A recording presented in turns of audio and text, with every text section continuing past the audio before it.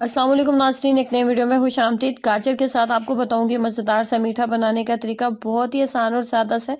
सर्दी में आप बना रहे होते हैं मुश्किल किस्म की पंजीरी वगैरह, खुद को एनर्जी देने के लिए, जिस्म को, और हड्डियां मजबूत करने के लिए। तो ये जो रेसिपी मैं आपके साथ शेयर करने वाली हूँ, ये बनानी भी बहुत आसान है, और इससे आपके बाल भी अच्छे होंगे, आपकी स्किन भी अच्छी होगी, और ये बनाने में भी बहुत ही आसान और सादा सा है। तो गाजर का मीठा हम घर में किस तरीके से बना सकते हैं, आइए जानते हैं।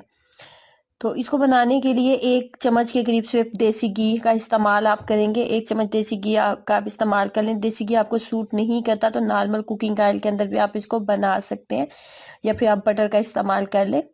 उसके बाद जी, 3 अदद दरमियाने साइज की मैंने गाजर ली थी। उसके अंदर से वो जो कील वगैरह होते हैं वो निकालने के बाद इसको अच्छे से मैंने कद्दूकश कर लिया था, और तकरीबन 1 कप के करीब मेरे पास गाजरें हैं, और 1 चम्मच बड़ा खाने का देसी घी का इस्तेमाल करिए। दोनों की अच्छे से हमने बुनाई करनी है कि इनको अच्छे से कुक हो जाना चाहिए। फ्लेम को बहुत ज़्यादा हाई नहीं रखेंगे, लो फ्लेम के ऊपर मैंने इसको 10 से 15 मिनट अच्छे से कुक किया था।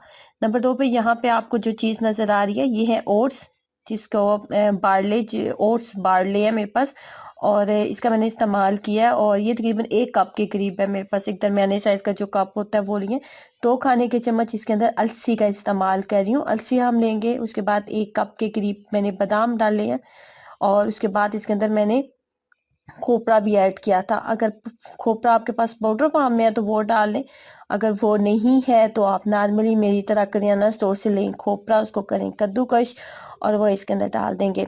सब चीज़ों की हमने अच्छी सी करनी है बुनाई, कि आपके किचन में ना आपको अच्छी सी खुशबू तमाम चीज़ों की आनी चाहिए। फ्लेम को बहुत ज़्यादा हाई ना रखिएगा, बहुत लो फ्लेम के ऊपर आपने ये काम करना है। एक साइड के ऊपर मैंने गाजरें रखी हुई हैं कुक होने के लिए, और दूसरी साइड के ऊपर ये तमाम चीज़ें अच्छे से मैं कुक कर लूँगी। और जब ये चीज़ें तमाम चीज़ें मैं अच्छे से इनकी बुनाई कर लूँगी, तो उसके बाद आपने इनको टाइम देना है कि ये नॉर्मल टेम्परेचर में आ जाएँ। उसके बाद आपने इनको ग्राइंड करना है। अगर फौरी तौर पे आप ग्राइंड करेंगे ना, तो ये बहुत ज़्यादा ऑयल जो है अपना निकाल देंगी, और इससे आपको अच्छा रिजल्ट नहीं मिलेगा।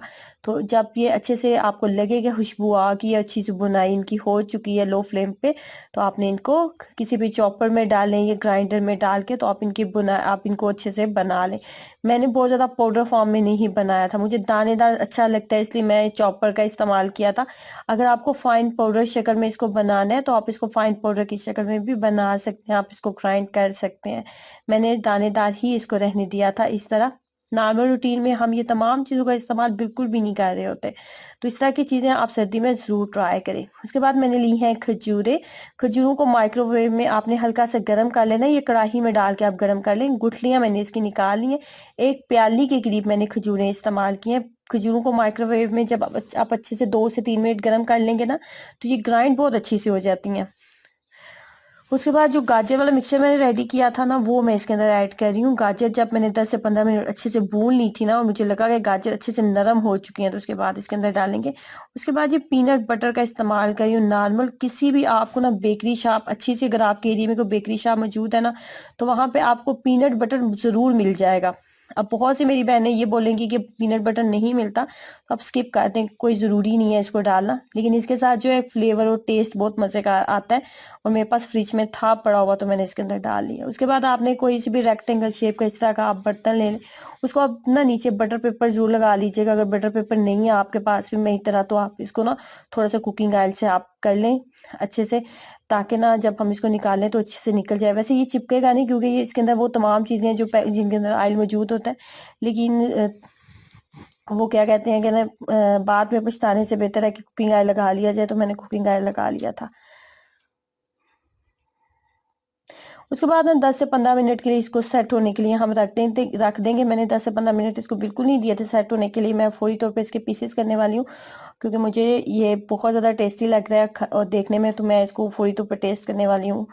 तो मैं इसको फौरी तौर पे इस तरीके से बना के तो निकाल लिया था। अगर आप इसको 10 से 15 मिनट देंगे तो ये अच्छी से ज़्यादा अच्छी शेप में आएगा, और ज़्यादा नीट आपको लगेगा। तो ट्राई करें और अपना एक्सपीरियंस शेयर कीजिएगा। वीडियो को लाइक करना और चैनल को सब्सक्राइब करना मत भूलें। अल्लाह हाफिज़।